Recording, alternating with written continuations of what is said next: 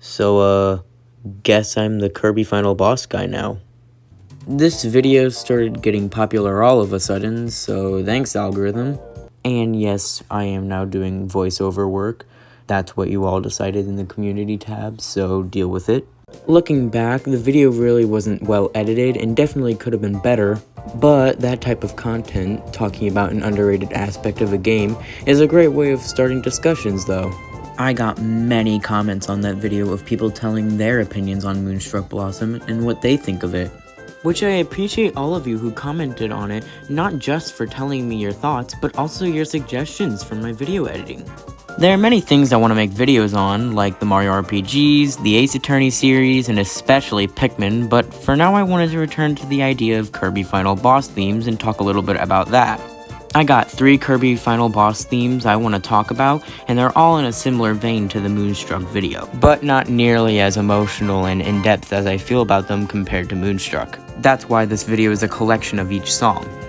The first song I know a lot of people love and mention to me in the comments, the second is a personal favorite of mine that's well known, and the third is an underrated tune that everyone forgets about in my opinion. Alright, let's get into it!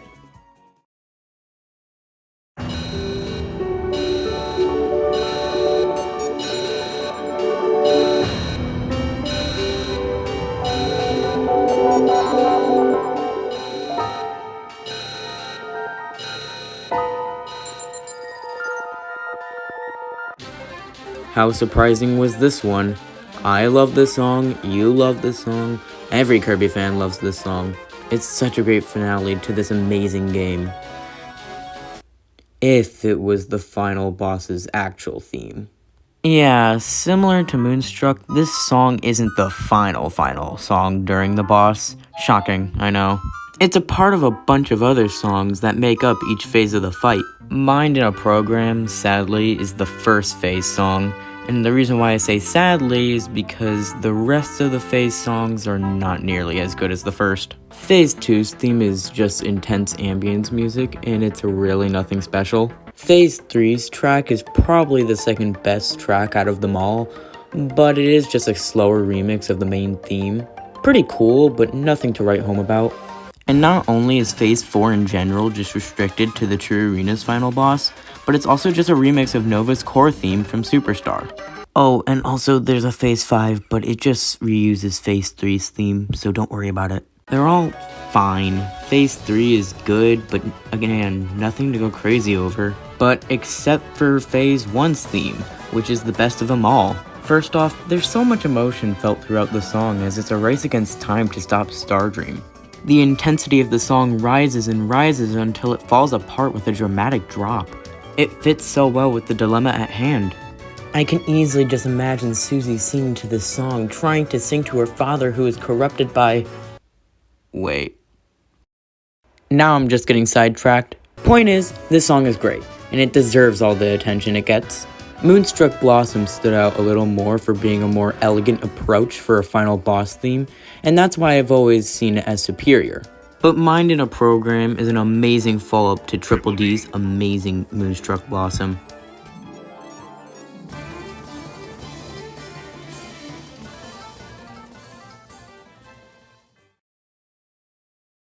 My favorite Kirby character is the clown. Yes, the clown. I love him so much. He's just a silly little goofball with the powers of the actual devil. It's great. It's easy to say though that Marx is the real first creepy eldritch horror final boss of the series, and accompanying it is the absolute classic devilish song that is Marx's boss theme.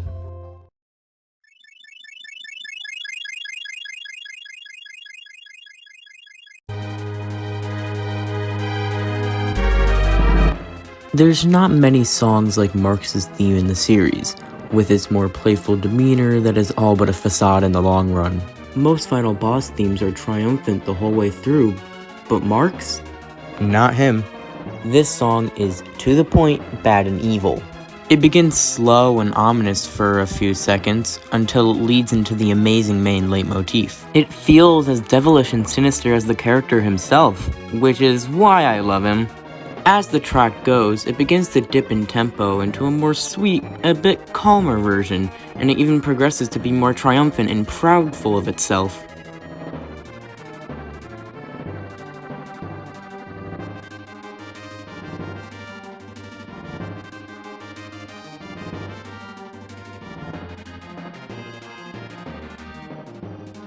Only for the song to repeat, starting with the ominous wind-up again and repeating its endless cycle all over again. It's just the perfect theme for a jester such as Marx. This song is pure chaos and insanity. It feels like the Kirby series song that embodies pure chaos, and that's why I love it. But we ain't done yet, no. There have obviously been remixes of the song before, but there's one remix that is worth mentioning, and that would be Brawl's remix.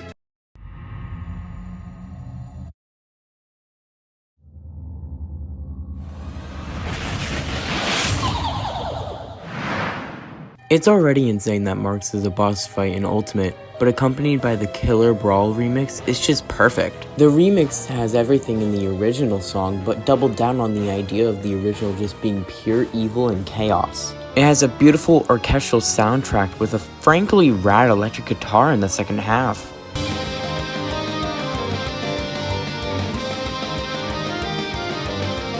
And at the end, it has the inclusion of the Milky Way Wishes ending theme as the cherry on top.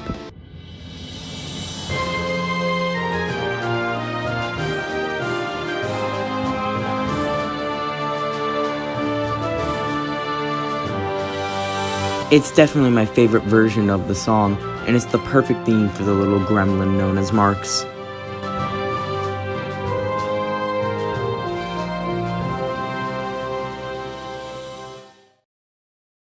So, when you're put in the very predicament of having to tell someone the best instance of the Kirby universe being actual nightmare fuel, the number one thing that would come to mind for me would be the Zero boss battle from Dreamland 3.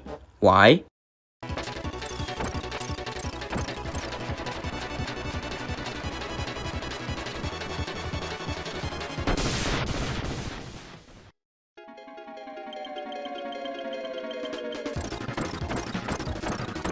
Well, first of all, just look at it. It's the perfect way to get the point across. Now, what does this have to do with the third song? Not much, but the third song is in fact Zero's theme, so it still counts as relevant, right? I've seen nobody talk about this song and how perfect it is for the situation that it plays in. Now, it's quite the short song, only around 40 seconds long actually. But what makes it so great is how frantic it is. I mean, the entire planet is counting on you, and you're being chased down by this bleeding eyeball of all things. So this song ends up fitting perfectly, and thanks to its shorter status, the song ends up looping much more frequently, making you feel even more anxious about the situation at hand. It's a spectacular way of creating tension and fear with the player over a boss without ruining their gameplay. There's not much else to say, really. It's an underappreciated tune in the series for sure, and an interesting take on a final boss theme, which I, personally, really enjoy.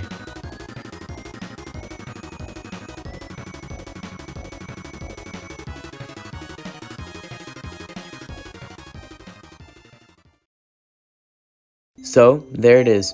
3 Kirby songs that are really good and I wanted to talk about, but didn't want to make full videos on. Thanks if you've made it this far, and tell me any Nintendo songs that you're interested in the comments. I like to cover more songs other than Kirby boss music, because there are a lot of other songs from the series that I love that nobody seems to care about. There's also many other songs from different series that I'd like to talk about in videos that aren't Kirby, so tell me if you'd be interested in that. Finally, thank you all for the support on the Moonlight Blossom video. Looking back, I definitely could have improved the editing, but that is how most people feel about their real first video. Anyway, that's all the time I got. I've got to get back to playing Pikmin 4 on my Nintendo Switch.